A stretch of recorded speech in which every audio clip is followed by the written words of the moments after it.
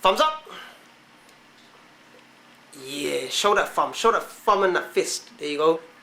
That's for you guys. 3D thumbs up from my son.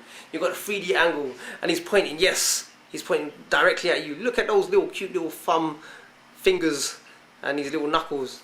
Son, say hello. Knuckles. No? Say Knuckles. what's no goose? Well, he's got his own little phrases that he uses. I've got to figure it out. Anyway, guys, listen, today I want to talk to you guys about something personal, something that happened to me, my son and my wife the other day. Actually, it happened last night. We was on our way home. We just got back from our mother's and I was pushing the pram and the pram had my son and some shopping inside it. My wife also is pregnant, 7 months in, just a bit over than 7 months. So she's got a problem in terms of just commuting alone because of the burden of the weight of the pregnancy. Anyways, we live on a 3rd floor on the block of flats and the flat consists of one staircase and a lift. Now, the lift was out of order, so what I had to do is I had to carry the pram all the way upstairs and the pram has some shopping inside there and my son as well. So what I told my wife to do is just take the shopping out the basket of the pram, and also as I was doing that I was passing the shopping on to her. And I also gave her one more bag. Now this one more bag kicked up a little fuss between me and my wife because she didn't want to carry some more things. Because of the fact that she was suffering from the stresses of the pregnancy, I just told her, look, there's only a small item, please take it. And we were just going back and forth, no, you take it. No, I don't want to take it, you take it, and so forth. And we just got into a little tiff.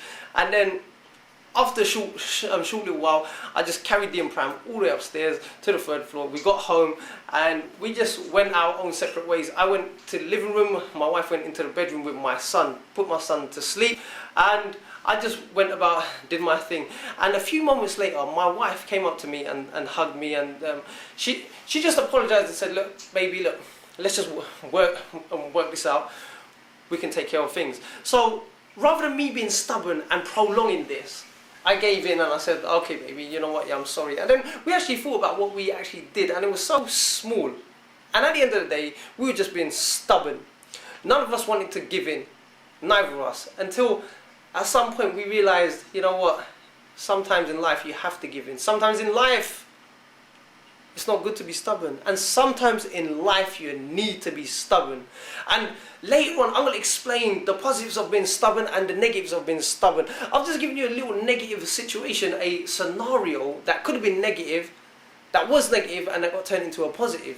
Because if we prolong things that are unnecessary to be prolonged more than what it should be, it can either escalate for and that could work against us.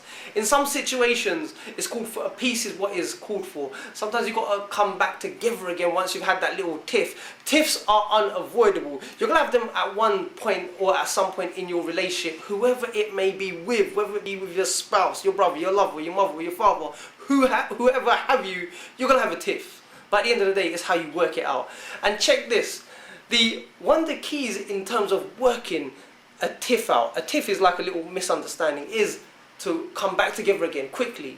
Don't prolong things, don't leave things lingering for too long, because once you leave things lingering for too long, things start boiling up inside your head. And then you start resenting each other. And then you start throwing digs at each other and you can't stand the sight of each other. So let's not allow it to escalate. You deal with things, you nip it in the bud ASAP as soon as possible, because that is a true sign of growth. Now that I've said that, I've just used and narrated a little incident that happened to me. But the gist of that story is in life, you don't always have to be stubborn. You don't always have to get your own way.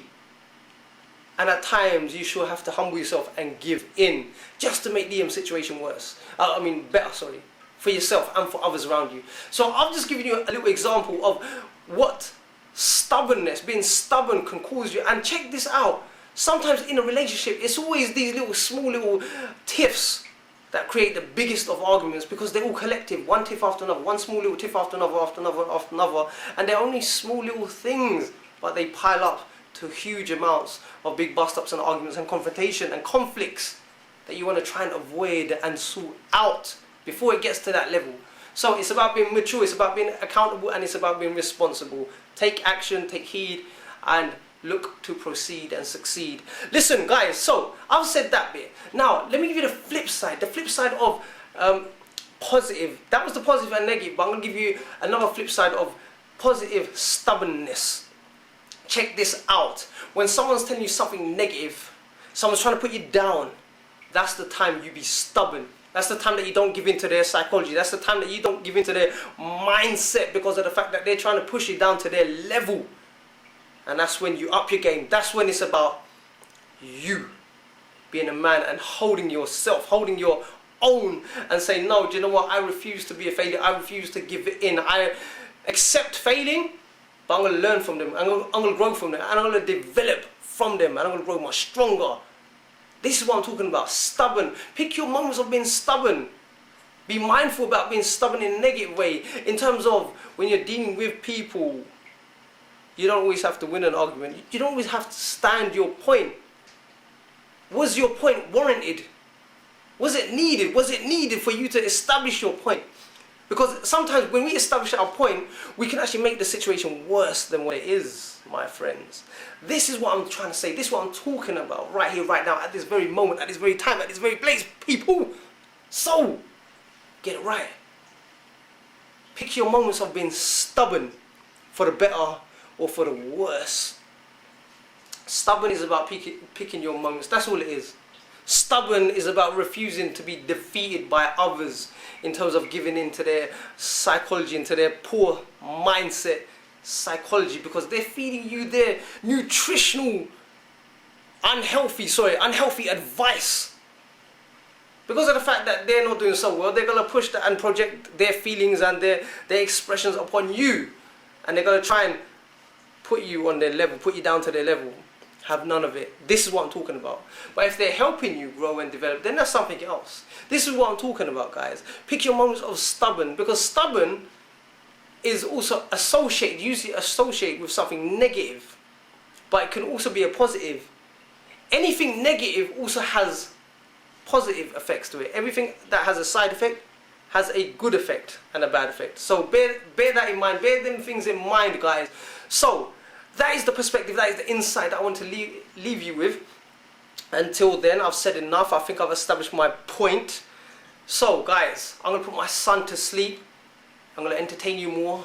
So stay tuned. Until then, take care. Stay strong. Stay focused. And always live to learn to empower and inspire the lives of many, as well as yourself. Bye for now.